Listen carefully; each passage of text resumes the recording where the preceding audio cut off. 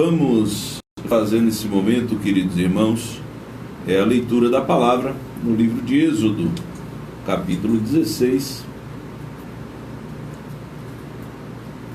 a partir do versículo 1,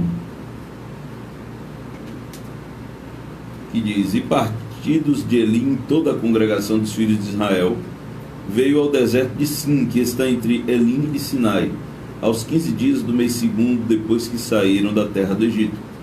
E toda a congregação dos filhos de Israel murmurou contra Moisés e contra Arão no deserto. E os filhos de Israel disseram-lhes: Quem dera que nós morrêssemos por mão do Senhor na terra do Egito, quando estávamos sentados junto às panelas de carne, quando comíamos pão até fartar. Porque nos tendes tirado para este deserto, para matardes de fome a toda esta multidão?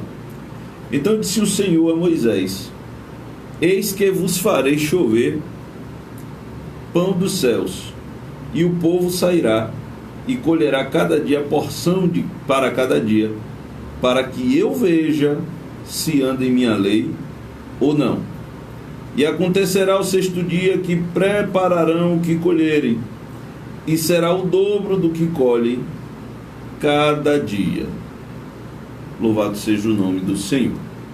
Meus irmãos, nós gostaríamos de, nesse momento, refletir principalmente aqui no versículo 4 de Êxodo 16. É uma passagem bastante conhecida. Nós conhecemos a passagem do maná, quando Deus envia o maná, né? O pão do céu, que é chamado de maná. E a palavra do Senhor diz no versículo 4 que o Senhor, ele estabeleceu uma condição muito simples, versículos 4 e 5. A condição foi: o povo colherá cada dia a porção correspondente àquele dia, a porção diária. E no sexto dia, ou seja, na sexta-feira, colheria o dobro, para que no sábado não tivesse a colheita do maná. E aí nós refletimos aqui a respeito de alguns pontos interessantes. O primeiro ponto: Deus, ele mandou a providência, mesmo com a murmuração do povo contra Deus. O Senhor mandou a providência, mas ele estabeleceu o método.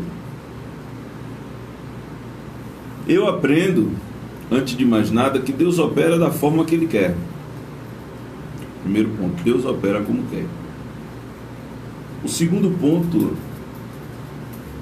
é que a nós cabe obedecê-lo, né?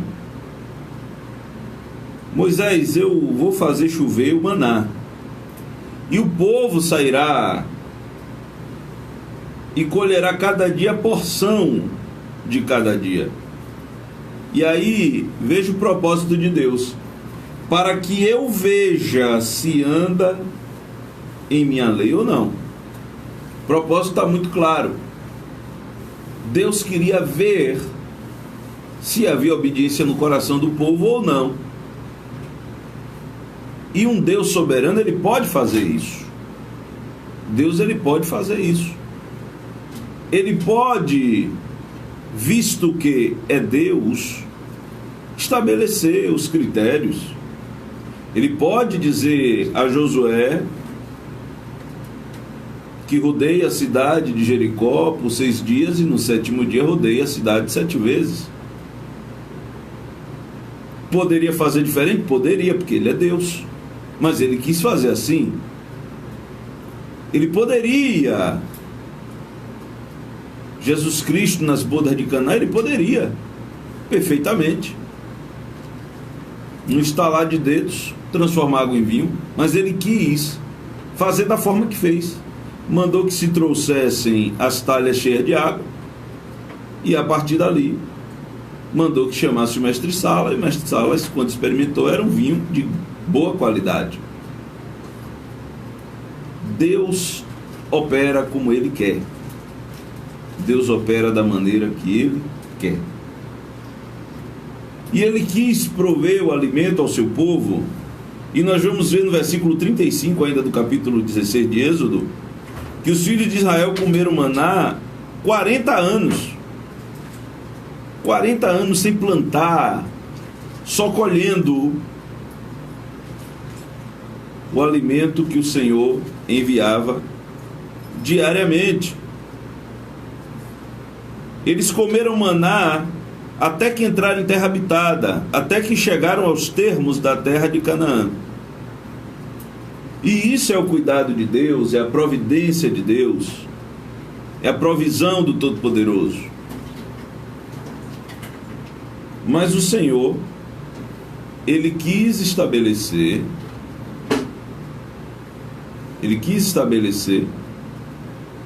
que o povo teria que esperar a porção diária e colher o equivalente à porção diária. Ele não queria que o povo estocasse. Ele não queria que o povo pegasse o maná para uma semana. Ele disse: não, só vai valer se você pegar a porção diária. E a exceção é na sexta-feira, que você vai pegar o dobro da porção diária para o sábado. E por que isso? Para eu ver. Não é para eu saber. Porque Deus, Ele sabe todas as coisas. Era para que Ele visse, era para que tivesse notoriedade.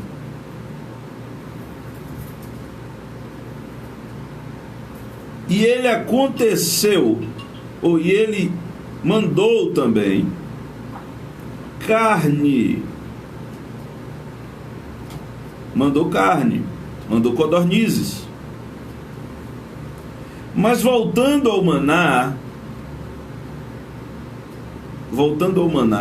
no versículo 19, Moisés, ele insiste com o povo: ninguém deixe dele para amanhã. Isso é viver por fé. Se Deus falou que era para pegar somente a porção diária, era para pegar somente a porção diária. Mas aí no versículo 20, olha o que diz: eles, porém, não deram ouvidos a Moisés. Antes, alguns deles deixaram dele para o dia seguinte. Mas olha o que aconteceu: e aquele criou bichos e cheirava mal. Por isso indignou-se Moisés contra eles. Porque, meus amados irmãos, se Deus falou que é assim, acabou. Se Deus falou que é de determinada maneira, acabou. E como é que Deus fala, irmão Francisco? Prioritariamente através da sua palavra. E hoje é um dia muito propício para dizer isso. É a Bíblia que deve determinar o que a igreja ensina, e não o contrário. No período pré-reforma protestante, se dizia que o sacerdote deveria escolher o tema e, a partir do tema, criar um sermão em volta do tema. Mas hoje nós devemos ter esse cuidado. Claro que você pode fazer um sermão temático, mas ter o cuidado para que este tema seja indicado pela Bíblia. Vou dar um exemplo aqui, claro. Eu vou pregar na igreja sobre mentira. Pronto, eu vou falar sobre mentira dentro do que a Bíblia ensina, e não dentro do que eu acho. Dentro do que a Bíblia ensina. E vou pregar sobre dons espirituais. Vou pregar dentro do que a Bíblia ensina, e não dentro daquilo que eu acho. E que, inclusive, é importante entender isso: a heresia nada mais é do que a fabricação própria de teorias a partir da própria cabeça. Porque, irmãos, o campo ideal para se compreender a Bíblia é a própria Bíblia, porque a Bíblia explica a Bíblia. A Bíblia explica a Bíblia. Eu não posso pegar um versículo, tirar do contexto e criar formular uma ideia a partir da minha mente. Não posso, porque senão vai começar a surgir distorções, que é o que tem acontecido. Então Deus fala prioritariamente pela sua palavra. Mas Deus também se manifesta, nós cremos num Deus pessoal que se manifesta e que se relaciona com seu povo. E nós cremos que o Senhor fala também através de profecia. Mas entenda que a profecia jamais entrará em choque com a palavra. Jamais acontecerá uma profecia nem para criar um elemento novo, um fato novo, e nem para contradizer o que está posto na Bíblia. Profecia não cria doutrina nova. Nunca esqueçam isso, irmãos. Vocês que estão ouvindo agora, aqueles que ouvirão depois, nunca esqueçam isso. Profecia jamais criará fato novo, doutrina nova, instrução nova, porque o fundamento da profecia não é esse, o objetivo da profecia não é esse. E a profecia jamais vai contradizer a palavra de Deus, jamais, porque o autor da Bíblia é o Espírito Santo de Deus, e quem inspira o profeta é o Espírito Santo de Deus, e o Espírito Santo de Deus não vai se contradizer, é impossível. E portanto, voltando à voz de Deus,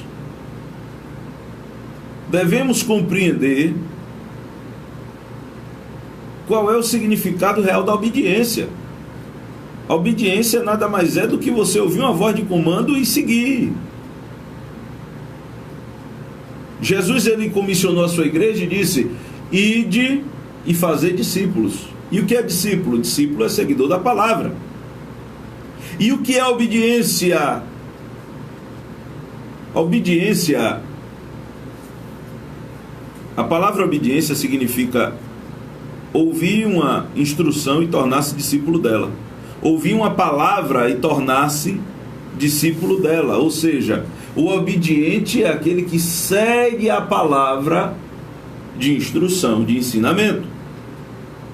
E esta palavra de instrução, de ensinamento, ela foi dada por Deus e transmitida por Moisés, e com um propósito muito claro.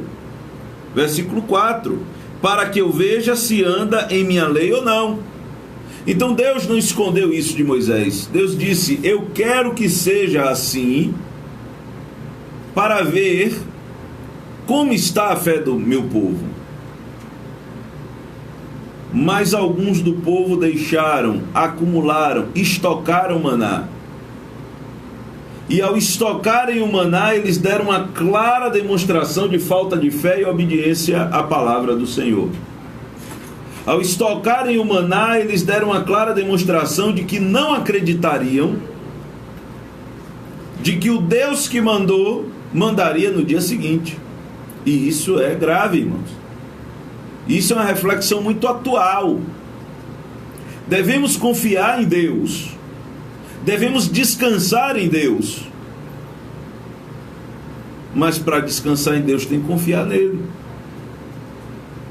E para confiar tem que obedecer. Só confia quem obedece. Quem não obedece é porque não confia. E o povo deu essa clara demonstração de falta de fé e falta de confiança. E falta de obediência.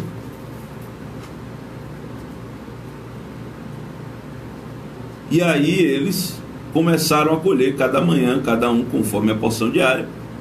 Porque este maná, à medida que o calor vinha ali no deserto, o sol aquecia, este maná derretia-se. Mas não tinha problema, Deus prometeu que mandaria no dia seguinte. Eu abro um parêntese para dizer, meu irmão, minha irmã, que se o Senhor te prometeu algo, descanse nele. Mas descanse obedecendo a ele. Descanse confiando nele. Descanse seguindo a sua palavra. Nós não podemos... Não, Deus vai mandar o maná amanhã, mas para garantir eu vou guardar aqui alguma coisa. Deu errado. Deu errado. No outro dia estava cheio de bicho e cheirava mal. E olha, irmãos, a que ponto ia a obstinação do povo. No sexto dia Deus ordenou: neste sexto dia pode colher a porção dobrada. Pode colher a porção dobrada, porque no sétimo dia eu não mandarei maná, e vocês vão comer do que colheram no sexto dia. Mas olha o que aconteceu no versículo 27. E aconteceu ao sétimo dia que alguns do povo saíram para colher, mas não o acharam. Veja, irmãos, que os crentes Tomé, como diz alguém aí, já existiam desde esse tempo. Eles já haviam colhido a porção dobrada na sexta, mas mesmo assim foram no sábado para ver se tinha maná, e não tinha. E por que não tinha? Porque Deus disse que não teria. Meus amados irmãos, vivemos um tempo, e alguns ensinadores dizem que haverá um grande avivamento antes do arrebatamento e etc e tal. Veja bem, eu entendo e me submeto inclusive a alguém que queira contraditar, mas eu entendo que o cenário que Jesus deixou pré-arrebatamento foi um cenário de apostasia e de frieza espiritual, e não de avivamento. Nós vemos, inclusive na parábola das 10 virgens, que até mesmo as prudentes estavam dormindo quando o noivo foi anunciado, mas elas estavam com azeite, e o azeite fala da presença do Espírito Santo, da operação do Espírito Santo, mas fala também de andar na plenitude do Espírito Santo, de andar na presença de Deus, de viver na presença de Deus, de ser cheio do Espírito Santo. Então, quando a Bíblia diz que todas as 10 virgens estavam dormindo, significa claramente que Jesus virá no momento em que ninguém espera, num momento tão rápido que nós estaremos cuidando da nossa vida cotidiana. Alguém estará dormindo, alguém estará trabalhando, alguém estará orando, alguém estará na igreja cultuando a Deus. É um evento que envolverá o mundo inteiro. Então será, se for noite aqui, será dia do outro lado do mundo, e por aí vai. Alguns estarão dormindo, outros acordados, e neste momento, de repente, o Senhor virá.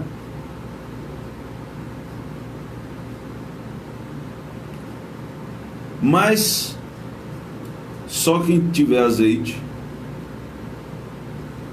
suficiente é que acompanhará o cortejo nupcial.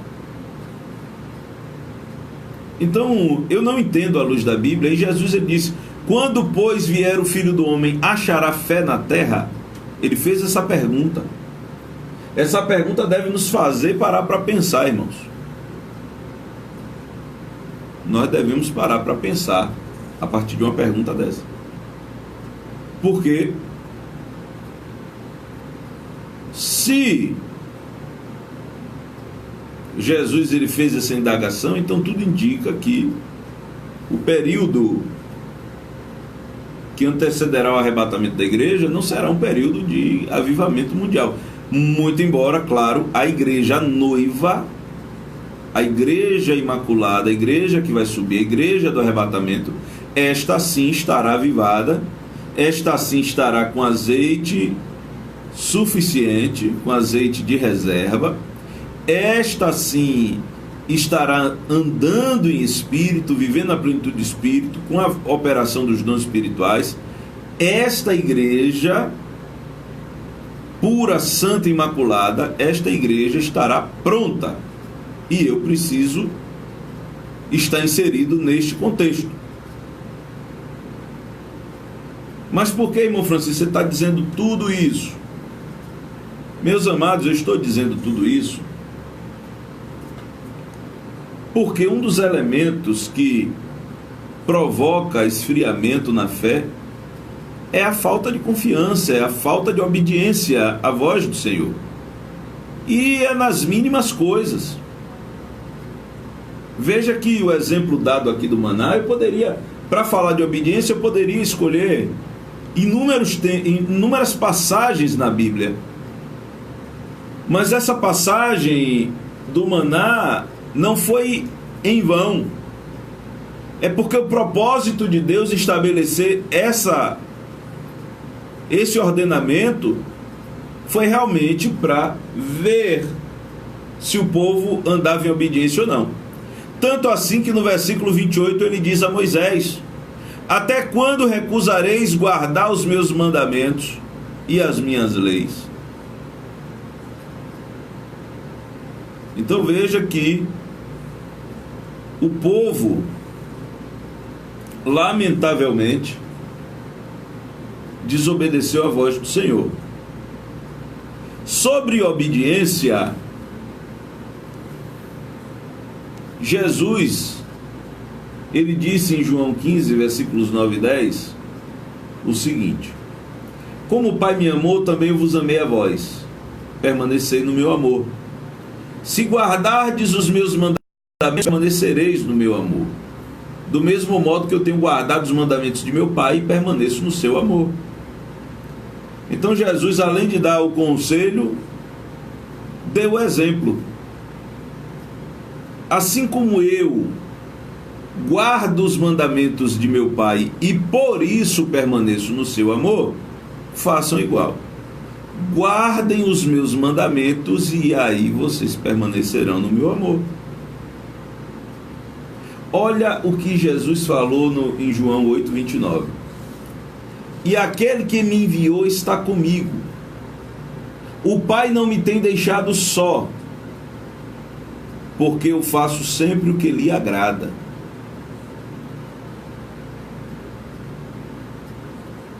João 14, 31.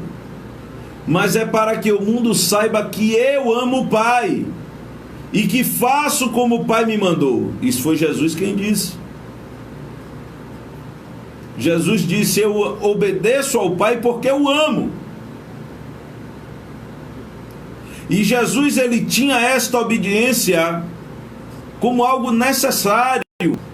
João 4,34, Jesus disse-lhes: a minha comida é fazer a vontade daquele que me enviou e realizar sua obra. Então Jesus, ele tinha como subsistência, como necessidade básica, fazer a vontade do Pai. E ele foi obediente até a morte, Filipenses 2,8. E achado na forma de homem, humilhou-se a si mesmo, sendo obediente até a morte, e morte de cruz. E mesmo sendo filho, ele não arvorou-se em ser desobediente. Hebreus 5,8. Ainda que era filho, aprendeu a obediência por aquilo que padeceu. Aquele que ama o filho é amado pelo Pai. João 14, 21, olha o que diz: aquele que tem os meus mandamentos e os guarda, esse é o que me ama. E aquele que me ama será amado de meu Pai, e eu amarei e me manifestarei a ele.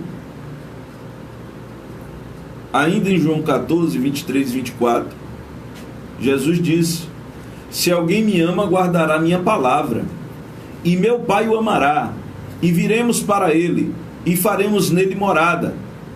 Quem não me ama não guarda as minhas palavras. Ora, a palavra que ouvistes não é minha, mas do Pai que me enviou. Então obedecer a Deus é acima de tudo um gesto de amor.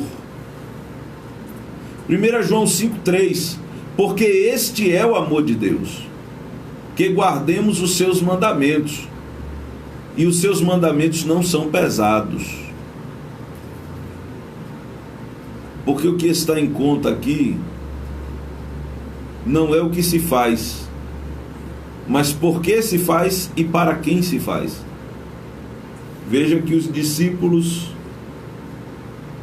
se alegravam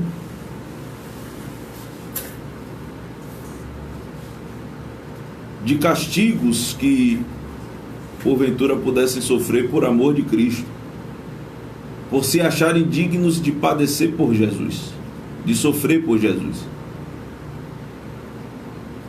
Então quem ama a Deus, ele não sente o peso da obediência à doutrina sagrada, à doutrina bíblica. Quem ama a Deus, ele não sente o peso da obediência. Ao contrário, ele tem satisfação. E por ser obediente, ele é chamado de amigo. João 15, do 13 ao 15. Ninguém amou maior do que este, de dar alguém a sua vida pelos seus amigos. Vós sereis meus amigos, se fizerdes o que eu vos mando. Já vos não chamarei servos, porque o servo não sabe o que faz o seu senhor. Mas tenho-vos chamado amigos, porque tudo quanto ouvi de meu Pai vos tenho feito conhecer. Que privilégio Jesus nos dá, de sermos chamados de amigos. Agora, a condição é: sereis meus amigos se fizerdes o que eu vos mando. Jesus está dizendo: eu estou te tratando como amigo, eu te tenho por amigo, e agora eu quero saber se você é meu amigo. E veja que eu dei um exemplo tão simples, mas que envolve tanta coisa. Eu volto para o exemplo do maná, que é algo tão simples. O que é que tem olhar ou não olhar? O que é que tem guardar ou não guardar? Que bobagem! Guardar um pouquinho a mais para o dia seguinte, o que é que tem? Ou então ir lá no sábado só para passar o olho, só para ver se tem mesmo, o que é que tem? Mas o ponto, queridos, é que em se tratando do Senhor e da sua palavra, a obediência é muito mais do que algo necessário, mas é algo prazeroso, porque alegra ao Senhor e nos alegra. Quando Jesus ele fala em João 15 a respeito dos seus amigos, ele diz: eu não vos chamarei mais de servos, e a expressão que ele usa é de doulos. É a palavra comum para o escravo, alguém que está permanentemente em servidão e em sujeição. E aí Jesus diz: eu não vos chamarei de doulos, eu não vos chamarei de escravos, porque o tratamento para o escravo seria: vá e faça e acabou. Eu vos tratarei como amigos, como filhos, que é alguém que se associa a outro, sendo seu companheiro. Aí Jesus está dizendo: eu não vou te chamar de escravo, eu vou te chamar de companheiro, eu vou te chamar de meu amigo, eu vou te tratar como amigo, e por ser meu amigo, eu te darei instruções, mas eu vou te explicar o porquê das instruções. Eu te deixarei a minha doutrina, eu te deixarei os meus ensinamentos, eu te deixarei os meus estatutos, eu te deixarei a minha orientação, e rogarei ao Pai que envie o outro Consolador, como de fato enviou e que habita em nós, para vos ensinar, para testificar das minhas palavras e vos direcionar. Eu não vos tratarei como escravos, eu não deixarei apenas uma ordem sem nenhum tipo de elemento. Não, eu vou te dar uma instrução, eu vou te explicar o porquê da instrução e vou te ajudar a cumprir a instrução. Que maravilha, queridos! Que maravilha é servir a esse Jesus. Mas acontece, eu trago aqui uma citação do livro A Difícil Doutrina do Amor de Deus, que diz assim: a nossa cultura ensina que o escravo obedece e o amigo pode obedecer ou não. Porém, está bastante claro que esta não é uma distinção que Jesus tem em mente. Porque primeiro, Jesus disse: A condição para ser meu amigo é a obediência. Então, não tem como ser amigo de Jesus e desobediente ao mesmo tempo. Não tem como. A condição para ser amigo é ser obediente. E segundo, queridos, o pedido de um amigo é mais do que uma ordem. Sabe aquela pessoa que você gosta, que você tem apreço, que você tem carinho, e a pessoa te faz um pedido e você se sente na obrigação de atender aquele pedido? Nós temos alguém assim, sempre tem, né? É a esposa, é o esposo, no caso das irmãs, é um filho, os pais, alguém no trabalho, um chefe, um colega. Sempre tem um amigo de infância, ou um amigo recém-feito, enfim. Sempre tem alguém que, quando pede alguma coisa, a gente só não carrega água no cesto porque não dá, né? Sempre tem um amigo que a gente faz questão de atender o pedido. E nós ainda usamos a expressão: seu pedido é uma ordem. Amados, para o amigo Jesus, o pedido é mais do que uma ordem. E, portanto, entenda a analogia. Se o Senhor disse para você viver da porção diária, pegar uma porção do maná todo dia e não estocar, faça isso. Confie em Deus. Se o Senhor disse para pegar a porção dobrada na sexta e não ir lá no sábado conferir, faça isso. Entenda a analogia que eu estou fazendo. O que eu estou dizendo é: obedeça a Deus, obedeça a palavra do Senhor. Lâmpada para os meus pés é a tua palavra e luz para o meu caminho. Meus queridos irmãos, nós temos que entender com exatidão as palavras que Jesus nos deixou. A amizade aqui, a diferença da amizade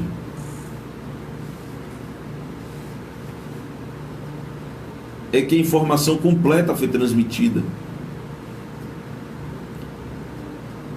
Mas a obediência, que deve ser a mesma, se torna mais prazerosa. Porque, como eu disse, se um cristão ele não tem prazer em obedecer à voz do Senhor, tem algo de errado com esse cristão. Se ele quer mandar no Criador, tem algo de errado com esse cristão. Ele ainda não entendeu a lógica da coisa. Que o Senhor nos ajude, queridos irmãos, a obedecer e confiar no Senhor. Às vezes Deus manda fazermos coisas fora da nossa compreensão. E nós temos vários exemplos na Bíblia. Nós temos o exemplo de um profeta que o Senhor mandou que ele colocasse um jugo sobre si, um jugo de madeira. E alguém quebrou esse jugo e ele colocou um jugo de ferro. Nós temos na Bíblia exemplo de um profeta que o Senhor mandou, foi o profeta Ezequiel. O Senhor mandou que ele profetizasse no dia do falecimento da sua esposa, e ele assim o fez. Nós temos o exemplo de Moisés, que lançou a vara no chão e o Senhor mandou que ele pegasse a vara virou serpente, e ele mandou que Moisés pegasse esta serpente pela cauda. Alguém já viu dizer pegar a serpente pela cauda? Mas se Deus mandou, está mandado. E Moisés assim o fez, e a serpente voltou a virar, a transformar-se em vara. Quando o povo pecou no deserto, o Senhor não mandou que Moisés fizesse uma figura de uma serpente de bronze, para que o povo, ao olhar, fosse sarado. Lá na frente a gente vê o rei Ezequias destruindo esta serpente, porque o povo começou a idolatrar e deu até o nome de Neustã. Então, às vezes o Senhor manda fazermos coisas, e volto a dizer, não é por profetada, não é por revelamento, é pela palavra. Deus manda fazermos uma coisa tão difícil que é amar os nossos inimigos, é perdoar aquele que nos ofendeu, é falar bem daquele que fala mal de nós, é orar pelos que nos perseguem. É tão difícil isso porque contraria a nossa carne, porque contraria a nossa natureza, contraria a nossa própria natureza. Mas, no entanto, nós devemos obedecer à voz do Senhor e confiar nele.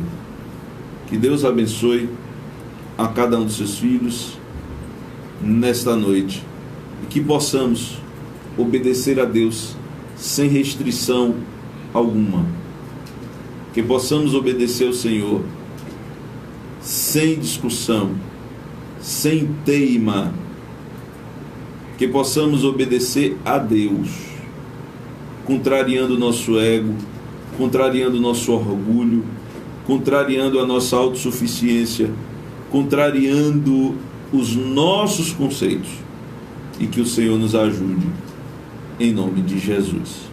Eu quero mandar a paz do Senhor para os irmãos que estão nos assistindo. Irmão Robson Ribeiro, Deus abençoe. Nosso irmão Eduardo Santana, Deus abençoe. Nosso irmão Dan Silva, Deus abençoe. E a nossa irmã Ana Paula, Deus abençoe. A parte de sua irmã, irmão Lenaldo, Deus abençoe. Em nome de Jesus. Todos os ouvintes, que o Senhor vos abençoe e que a palavra produza o devido efeito em nossos corações. Fiquem todos na paz do Senhor Jesus.